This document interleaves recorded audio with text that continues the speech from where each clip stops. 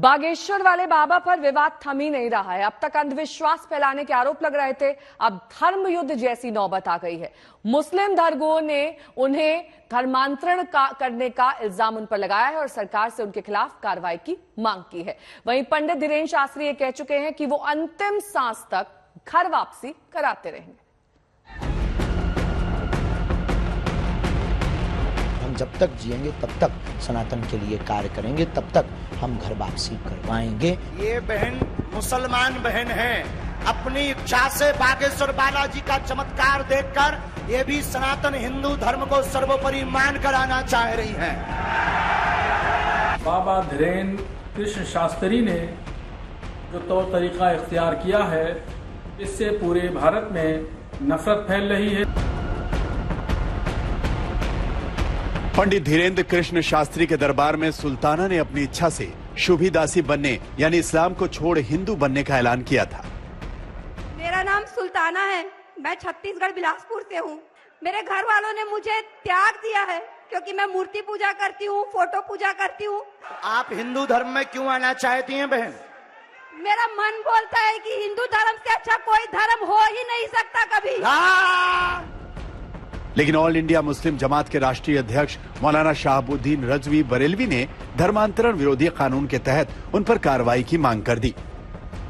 बागेश्वर धाम के संचालक बाबा धीरेन्द्र कृष्ण शास्त्री ने जो तौर तरीका इख्तियार किया है, इससे पूरे भारत में नफरत फैल रही है।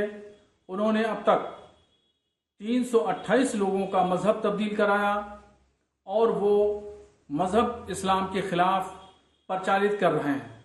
उन्होंने खुद कहा कि टोपी वालों को भी हम सनातन धर्मी बना देंगे।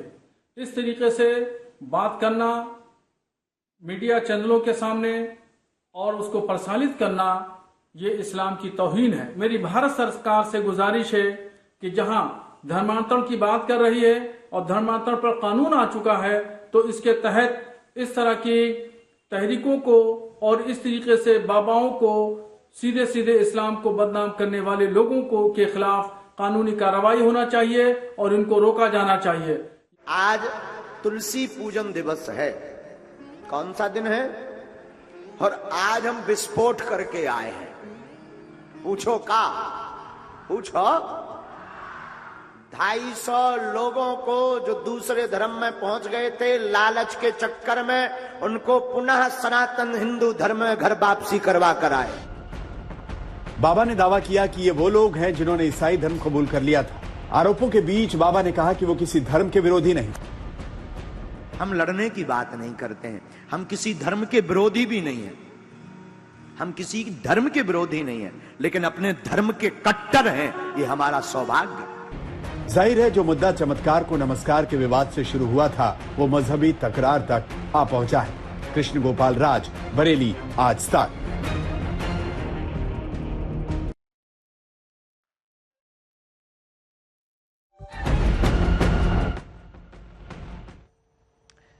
धीरेन्द्र शास्त्री को जानने और समझने की कोशिश करने वालों की गिनती अचानक बहुत ज्यादा बढ़ गई है। यहां तक कि गूगल सर्च पर उनकी तलाश करने वालों की गिनती कई गुना बढ़ गई है और इसी बढ़ती लोकप्रियता की वजह से अब बाबा के कई दुश्मन खड़े हो गए हैं। उन्हें धमकी भी मिलने लगी है, लेकिन अभी तक यह साफ नहीं हो सका है कि आखिर बाबा का असली मकसद क्या है।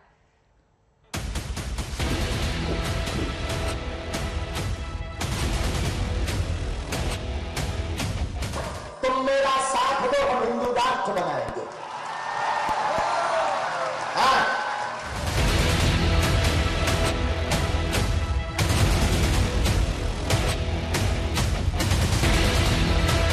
रामचरितमानस को भारत में राष्ट्रीय ग्रंथ घोषित करना चाहिए, तभी भारत विश्व गुरु बनेगा, तभी सामाजिक समरसता। बागेश्वर धाम में बाबा के पहुंचने के साथ ही भक्तों का सैलाब उमड़ रहा है। जान से मारने की धमकी मिलने के बाद अब पंडित धीरेन्द्र शास्त्री की सुरक्षा और भी पुख्ता कर दी गई। जाहिर है पंडित धीरेन्द्र शास्त्री अब और भी ज्यादा फूंक फूंक कर कदम रख रहे हैं। लिहाजा आसपास सिपाहियों की संख्या बढ़ते ही बागेश्वर धाम सरकार ने दोनों सूबों की सरकार को धन्यवाद दे दिया। बहुत बहुत धन्यवाद शासन प्रशासन का।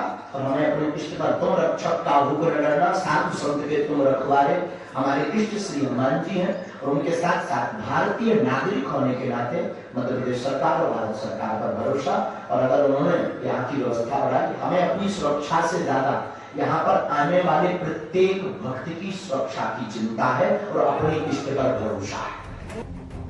लेकिन अब बात चमत्कार को नमस्कार की नहीं बल्कि मजहबी तकरार के मुहाने तक पहुंच चुकी है। किसने उनको धमकी दी है? आजकल ये भी एक ट्रेंड चल रहा है, एक फैशन है कि भड़काऊ बातें कीजिए और उसके बाद दीजिए कि हमें जान से मारने की धमकी मिल रही है, हमें सिक्योरिटी दी जाए। तो मैं कहता हूं कि धीरेन्द्र जी को सिक्योरिटी दे दी जाए, क्योंकि उनकी हत्या होने का अंदेशा है। उन्हें हत्या का अंदेशा नहीं है। ऐसे हिंदू राष्ट्र बनाने वाले गली गली घूम रहे हैं। तभी तो बाबा ने ऐसा कहा। ये कौन लोग हैं जो बाधक है? हमें तो कोई नजर नहीं आता, सब साधक हैं। क्योंकि किसी भी चीज के कार्य सिद्ध होने में पक्ष और विपक्ष दोनों, संत और असंत, हेड और टेल, दिन और रात, पाप और पुण्य, तो हमें लगता वो बाधक नहीं, साधक है। सरपंच योग बनेगा, तैयारी तेज। जब से धमकी मिली और सुर्खियों में बाबा धीरेन्द्र शास्त्री के खिलाफ कुछ बातों को सामने आने का मौका मिला, बस तभी से शहर शहर धीरेन्द्र शास्त्री के समर्थन में प्रदर्शन होने लगे। यहाँ तक कि मध्य प्रदेश में कई हिंदू संगठनों ने बाबा बागेश्वर धाम के समर्थन में ही हनुमान चालीसा का पाठ करवा डाला। पिछले कुछ महीनों से बाबा के नाम की चर्चा और भी दिलचस्प मोड़ पर पहुंची है, जब बाबा के चमत्कारों की चर्चा सुर्खियों में आई। अब जब इन पर पक्ष और विपक्ष का शोर मचा तो बाबा ने एजेंडा बदल दिया। हिंदू राष्ट्र का मतलब राम राज्य, हिंदू राष्ट्र का मतलब सब प्रजा सुखी, हिंदू राष्ट्र का मतलब सामाजिक समरसता, हिंदू राष्ट्र का मतलब सर्वधर्म समन्वय, हिंदू राष्ट्र का मतलब प्रत्येक को जीवन जीने का मौलिक अधिकार। तो अगर ये गलत है तो हमें लगता है कि हमसे ज्यादा बेहतर गलत कोई नहीं हुआ है। दुनिया को हर समस्या का समाधान बताने वाले बागेश्वर धाम के बाबा ने हिंदू राष्ट्र के बाद अब एक नया राग छेड़ा। केवल सरपंच बस बस बस पूरा होगा, बस इतना ही में बस। गजब हुई गवाह भैया, हमें नहीं बन पाऊं ना, पार्षद लो आओ नजदीक। मन शांत रहता, राजनीति का प्रश्न लेकर आए हैं। सरपंच योग बनेगा, तैयारी तेज कर दें, समय लगेगा पर योग है, एक बार बनेंगे, आशीर्वाद है। हमें भूल ना जाइए। लेकिन मन की बात पर्चे पर बिना पूछे लिख देने वाले पंडित धीरेन्द्र शास्त्री की इसी सिद्धि के आगे भक्त भी नतमस्तक। भक्ति में डूबे नीचे बैठे लोग भी जय जयकार करने लगते हैं। आखिर बागेश्वर धाम वाले सरकार कहे जाने वाले पंडित धीरेन्द्र शास्त्री किस मिशन पर लग चुके हैं? क्या केवल भक्तों को अपनी सिद्धि के दावों के साथ पर्चा लिखकर समाधान देना भर है, या अपने इष्ट की कथा वाचन ही उनका असली मकसद है, या फिर बाबा बागेश्वर धाम की मंशा कुछ और है? शायद यही वजह कि धीरेन्द्र शास्त्री का समर्थन और विरोध दोनों एक साथ हो रहे हैं। रविश पाल सिंह के साथ आज तक ब्यूरो। तो बाबा बागेश्वर इन दिनों उत्तराखंड में मौजूद हैं। वहां से उन्होंने एक वीडियो जारी किया है। दरअसल अलग अलग राज्यों में उनका जो शिविर लगता है उसी को लेकर ये वीडियो दरअसल जारी किया गया है। ये नया वीडियो 2 दिन के उत्तराखंड दौरे पर इस वक्त धीरेन्द्र शास्त्री, जो कि बागेश्वर बाबा के नाम से भी जाने जाते हैं, 3 दिन की यात्रा पर है। बागेश्वर बालाजी के चरणों के कृपा से, सन्यासी बाबा की कृपा से जो यज्ञ होने जा रही है उसमें सभी स्थानों को, तीर्थों को, संत महापुरुषों को आमंत्रण देने के लिए हम निकले हैं। सभी पागलों से कहना है बहुत जल्दी फिर बागेश्वर धाम आ रहे हैं।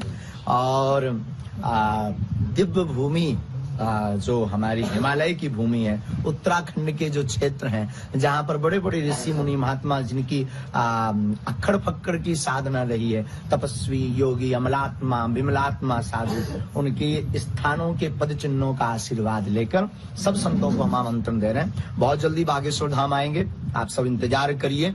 और सनातन का झंडा गाड़े रहिए, कायदे में रहेंगे तो फायदे में रहेंगे। श्रेय तो बागेश्वर के बाबा ने हिंदू राष्ट्र की मांग को जोर शोर से उठाया। उनकी इस मांग को मुस्लिम धर्मगुरु तौकीर रजा ने आरएसएस का प्लान बताया। देखिए, विरोध करने वाले ऐसे लोगों को पंडित धीरेन्द्र शास्त्री ने कैसे और क्या जवाब दिया।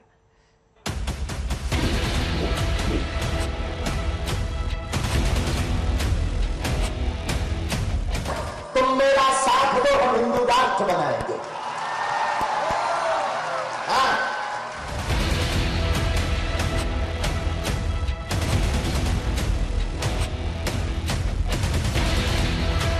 रामचरितमानस को भारत के राष्ट्रीय ग्रंथ घोषित करना चाहिए, तभी भारत विश्व गुरु बनेगा, तभी सामाजिक समरसता बनेगी।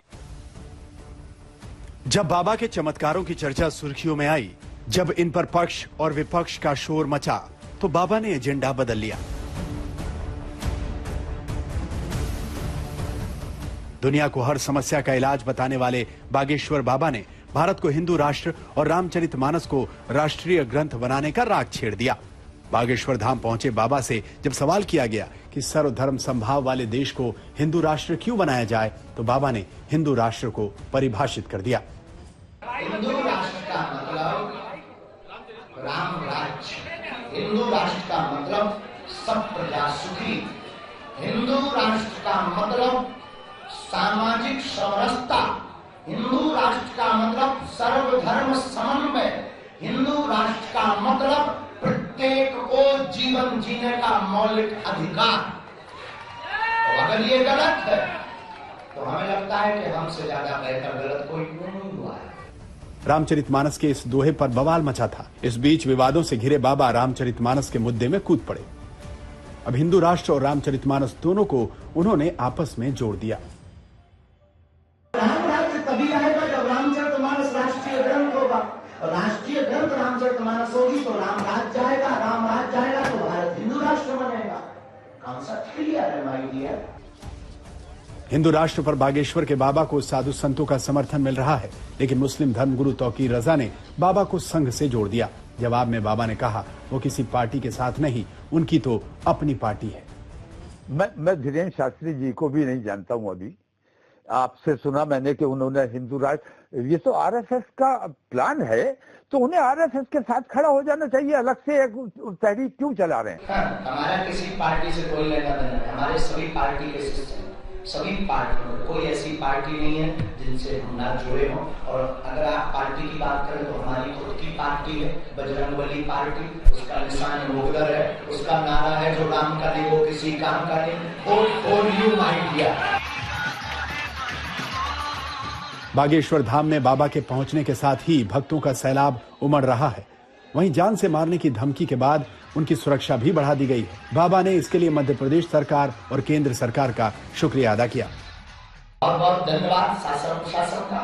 और हमें अपने इष्ट पर तुम रक्षक का हुक्म डरना, साधु संत के तुम रखवारे हमारे इष्ट श्री हनुमान जी हैं। और उनके साथ साथ भारतीय नागरिक होने के नाते मध्य प्रदेश सरकार और भारत सरकार पर भरोसा, और अगर उन्होंने यहाँ की व्यवस्था बढ़ाई, हमें अपनी सुरक्षा से ज्यादा यहाँ पर आने वाले प्रत्येक भक्त की सुरक्षा की चिंता है और अपने इष्ट पर भरोसा है। दूसरी तरफ उन्हें मिली सुरक्षा पर मुस्लिम धर्मगुरु तौकीर रजा ने तंज किया है। जवाब में बाबा ने भी कोई कसर बाकी नहीं रखी।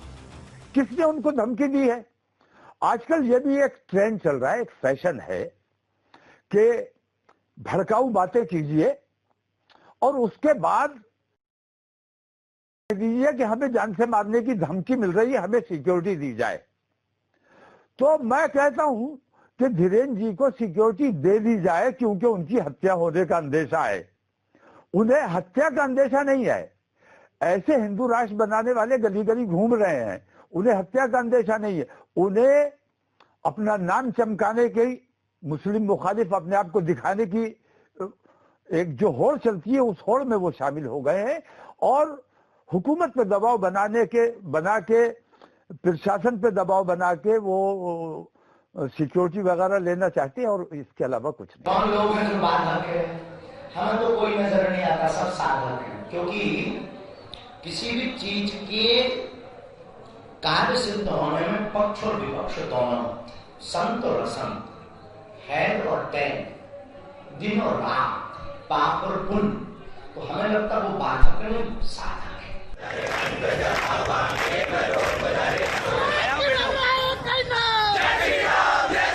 तमाम विवादों के बीच शहर शहर धीरेन्द्र शास्त्री के समर्थन में प्रदर्शन हो रहे हैं। मध्य प्रदेश के सीहोर में हिंदू संगठनों ने उनके समर्थन में हनुमान चालीसा का पाठ किया। वहीं धीरेन्द्र शास्त्री के समर्थन में आक्रोश रैली निकाली। सीहोर से नावेद जाफरी के साथ रवीश पाल सिंह, बागेश्वर धाम, छतरपुर, आज तक।